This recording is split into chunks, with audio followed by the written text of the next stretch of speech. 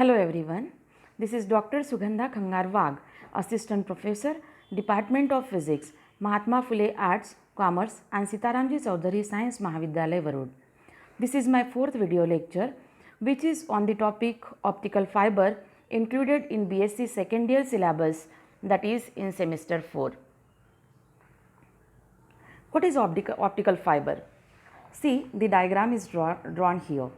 This diagram is looking like our hair, that is plastic or glass wires which having the diameter of our hair.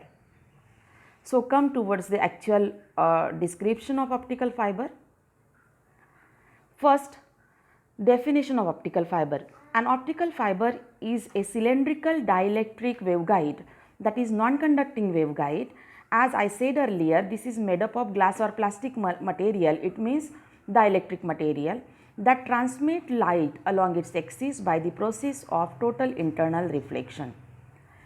That is, these are very thin, about the diameter of human hair, which are made up of glass or plastic material, which are designed to guide light waves along their length.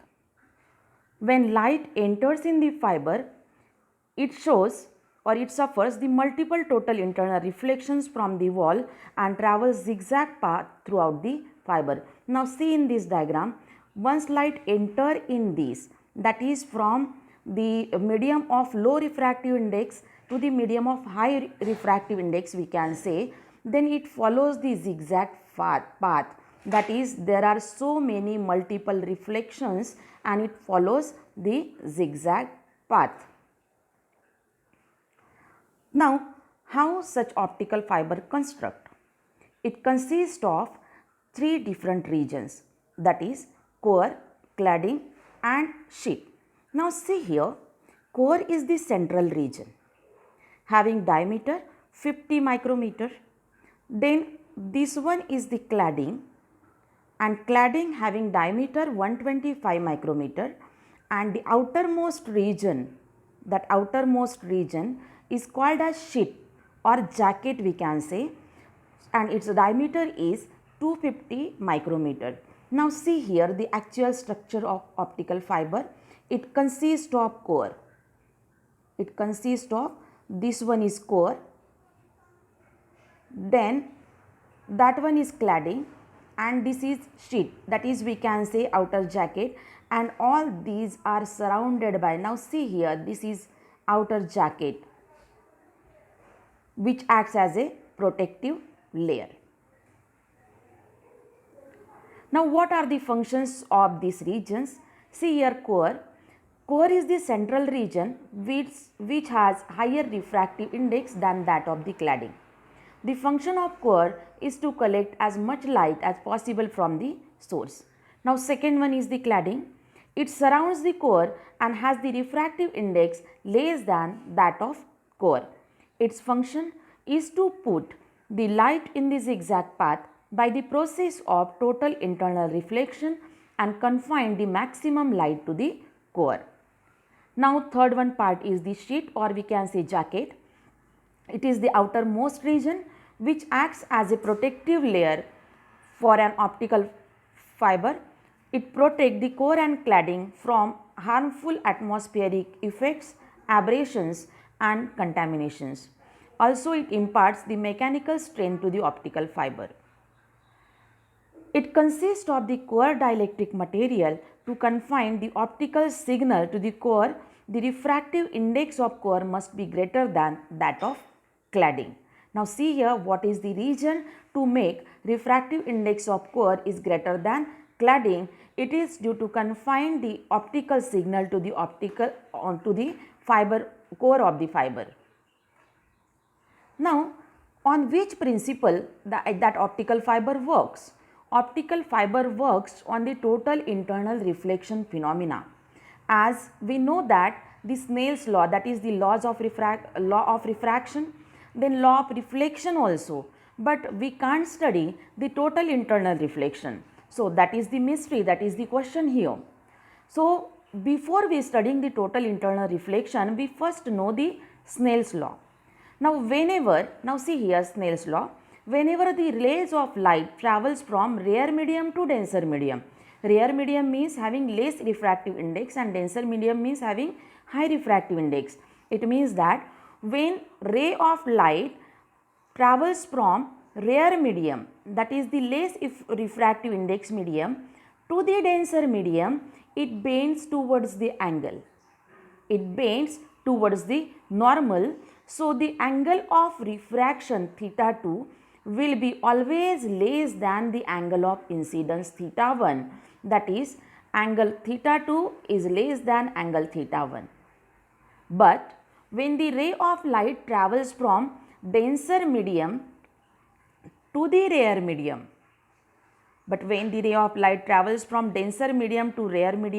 it moves away, see here, from the normal, and thus the angle of refraction will be always greater than the angle of incidence. Now, in this case, what is this? So, incident medium having higher refractive index, that is when light travels from higher refractive index medium to the lower refractive index medium, it moves away from the normal. That is, angle theta 2 is greater than, that is the angle of refraction will be greater than angle of incidence. This is exactly the reverse process. Now see, this is the total internal reflection phenomena.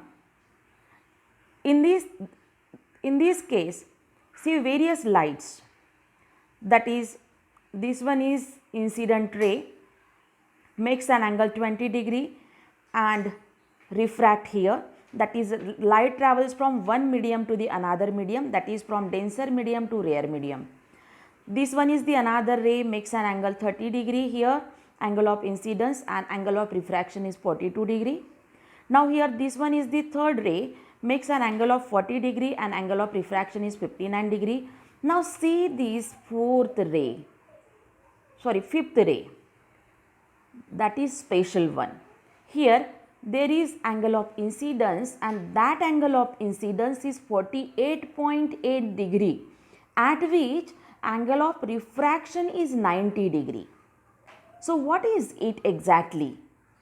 So here the angle of incidence at which angle of refraction is 90 degree, that is the refracted ray makes a 90 degree with the normal, it is called as critical angle, which is represented by theta c, that is theta c is equals to 48.8 degree mentioned here. Therefore, it is clear that when angle theta 2 is greater than or equal to 90 degree, angle theta 1 is less than 90 degree, it occurs the total internal refraction here. In this case, it is called as total internal reflection. When incident angle theta 1 is greater than critical angle, then total internal reflection occurs at the interface. Now see here, the value of critical angle is 48.8 degree. Now this one is the 60 degree angle and this is the angle of incidence. 60 degree means theta 1 is greater than theta c now. So in this case, total internal reflection takes place and ray reflect on the interface here. So here critical angle definition is given, the angle of incidence at which angle of refraction is 90 degree. Now how light propagates through an optical fiber? See here, this is the light source. When it enters in the optical fiber through total internal reflection, there are so many multiple internal reflection occurs at the boundary of the optical fiber, and at the output we get here written approximately 60%, means some light gets escaped out from the optical fiber, we can say. We will see this phenomena, how the light escaped out from the optical fiber in next video lecture. So this is whole system, that is light incident on the optical fiber. In this optical fiber there will be the total internal reflection phenomena, and at output the light gets emerge out. Now we have studied here total internal reflection and we also know the reflection. So what is the difference between both, that is the reflection and total internal reflection? In reflection case, here total internal reflection is mentioned and reflection is also mentioned. Reflection and total internal reflection are the physical properties of wave. The total internal reflection occurs only with the light waves, but the reflection occurs in all kinds of waves. If there any obstacle in the path of the waves, then the path may change, then it is called as reflection. Path may change due to obstacle, it is called as reflection. Total internal reflection occurs when light passes through the denser medium to rare medium, that is the rare medium, that is light refractive index medium. Here the reflection, there is no such restriction to consider. Now third one is the total internal reflection occurs only when the only reflection ray is occur. And in this case, in this reflection, the reflection of wave, both the reflection and refraction passes through the second medium of the wave occur. The total internal reflection, the energy of the incident ray and reflected ray are equal. However, in reflection it does not occur. Now, what are the application? Why we use the fiber optics? Fiber optics is used for the communication purpose. There is ordinary coaxial cable. Now, what are the advantages of optical fiber use over the coaxial cable? See, optical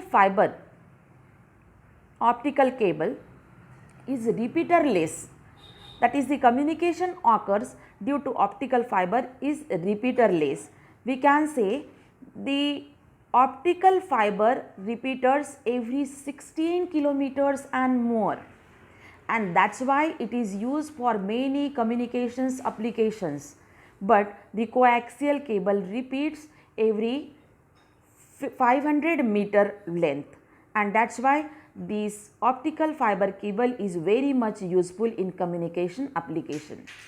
Now, according to weight, the coaxial cable having weight 5 times more than the optical fiber cable, as well as the optical fiber having higher bandwidth which required the multiplex voice data and video signals.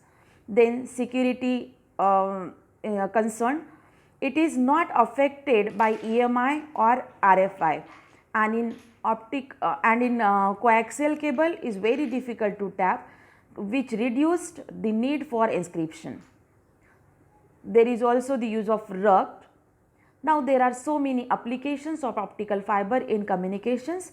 As optical fiber are very flexible, they are used in flexible digital camera.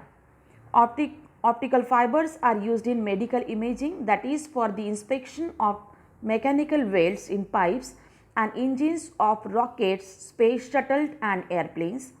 Fibers are used in medical imaging such as endoscopy and laparoscopy. Fibers can be used under sea communications. Fibers are used in military applications such as aircraft, ships, tanks, etc. Nuclear testing applications used optical fiber phase sensors and transducers. Fibers are used in public utility organizations like railway and TV transmission. Fibers are used in LAN system of officers, industrial planets and colleges. These are also used in telecommunications such as voice telephone, video phones, telegraph services, message services and data network. Now see here in previous slide, this communication, that is the fiber optics communication, is repeaterless communication, that is it can repeat after 16 kilometer, every 16 kilometer or more, and due to this only the optical fiber is used for so many communications applications. So thank you for your time.